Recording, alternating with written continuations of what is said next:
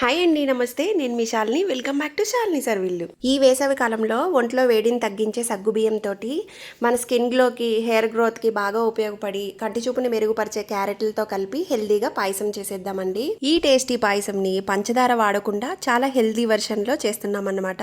మరి ఇంకా లేట్ చేయకుండా ఈ క్యారెట్ సగ్గుబియ్యం పాయసం ఎలా తయారు చేయాలో చూసేద్దామా. ముందుగా ఒక హాఫ్ కప్పు సన్న సగ్గుబియ్యం తీసుకొని బాగా వాష్ చేసుకొని ఒక 10-15 మినిట్స్ నానబెట్టుకొని పక్కన పెట్టుకోవాలి. ఆ తర్వాత ఒక కడాయిలోకి ఒక 4 స్పూన్ల నెయ్యి వేసుకొని మనకి ఇష్టమైన డ్రై ఫ్రూట్స్ అన్నీ కూడా దోరగా వేయించుకొని ఒక ప్లేట్లోకి తీసుకొని పక్కన పెట్టుకుందాం. ఆ తర్వాత ఒక పావు కేజీ క్యారెట్లు అండి, నాకు పెద్ద క్యారెట్లు 3 వచ్చాయి. వీటిని బాగా సన్నగా తురిమేసుకొని ఇదే నెయ్యిలో ఇంకొక స్పూన్ నెయ్యి యాడ్ చేసుకొని ఒక 5 నిమిషాల పాటు పచ్చివాసన పోయేంత వరకు ఈ క్యారెట్ని వేయించుకోవాలి. ఆ తర్వాత తీసేసుకొని ఒక బౌల్లో పెట్టేసుకొని పక్కన పెట్టేసుకుందాం. తర్వాత ఇదే కడాయిలోకి ఒక 3/4 లీటరు క్రీమ్ పాలు యాడ్ చేసుకుంటున్నానండి. ఈ పాలల్లోనే ఒక పావు లీటర్ వరకు వాటర్ను కూడా వేసుకోవాలండి. అంతా కలిపి 3/4 లీటర్ పాలు, ఒక పావు లీటర్ నీళ్లు కలిపి 1 లీటర్ పాలైంది. ఇదంతా ఒక పొంగొచ్చేంత వరకు మరిగించుకోవాలి. ఈ విధంగా పొంగొస్తున్నప్పుడు కడిగి పక్కన పెట్టుకున్న సగ్గుబియ్యాన్ని వేసేయాలి.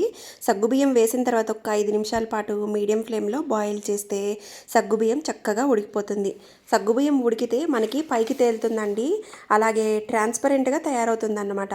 ఇలా సగ్గుబియ్యం ఉడికించుకున్న తర్వాత ఇందులోకి వేయించి పెట్టుకున్న క్యారెట్ తురుమును కూడా వేసేయాలి. స్టవ్ని మీడియం ఫ్లేమ్లో పెట్టేసుకొని క్యారెట్ తురుము వేసుకున్నాక పాలల్లో ఒక 5 నిమిషాల పాటు ఈ తురుముని బాగా ఉడికించుకోవాలి. కొంచెం ఉడికించుకున్న తర్వాత పాయసం కొద్దిగా చిక్కపడుతుందన్నమాట. ఈ కన్సిస్టెన్సీలో ఉన్నప్పుడు యాలక్కాయలని దంచేసుకొని 3 వేసుకుంటున్నానండి. ఒక్కసారి అంతా బాగా కలిపేసుకొని స్టవ్ ఆఫ్ చేసేసి పక్కన దించేసుకోవాలి. మన ఇంట్లో ఏదైనా స్పెషల్ డేస్ అప్పుడు కానీ, లేక పండగలప్పుడు కానీ, లేదా ఏదైనా స్వీట్ తినాలనిపించినప్పుడు కానీ, హెల్తీగా ఏదైనా చేసుకోవాలంటే ఇది బెస్ట్ రెసిపీ అండి. చాలా సింపుల్గా చేసేసుకోవచ్చు. టేస్ట్ కూడా చాలా చాలా బాగుంటుంది.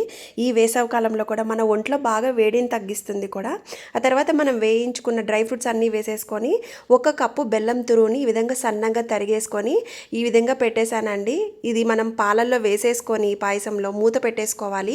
గరిట పెట్టి ఎట్టి పరిస్థితుల్లో తిప్పకూడదు. ఒక 5 నిమిషాలు అలా ఉంచేసామంటే ఈ వేడికే బెల్లం తరుగు అనేది బాగా కరిగిపోతుంది. చూడండి ఎంత మంచిగా కరిగిపోయి థిక్ కన్సిస్టెన్సీ లాగా మనకి పాయసం రెడీ అయిపోయింది.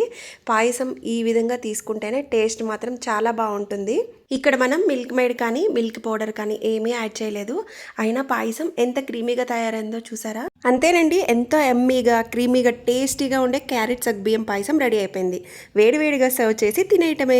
మిగిలితే కనుక ఫ్రిడ్జ్లో పెట్టుకొని కూల్గా తినొచ్చు. మరి ఎంతో టేస్టీగా ఉండే క్యారెట్ సగ్గుబియ్యం పాయసాన్ని మీరు ఇంట్లో ట్రై చేయండి. ట్రై చేశాక మీ ఫీడ్బ్యాక్ని నాతో షేర్ చేయడం మర్చిపోవద్దు. వీడియో నచ్చితే లైక్ చేయండి, మీ ఫేవరెట్ పర్సన్స్కి షేర్ చేయండి. మన ఛానల్ని కొత్తగా చూస్తున్న వాళ్ళు సబ్స్క్రైబ్ చేయండి. Thank you.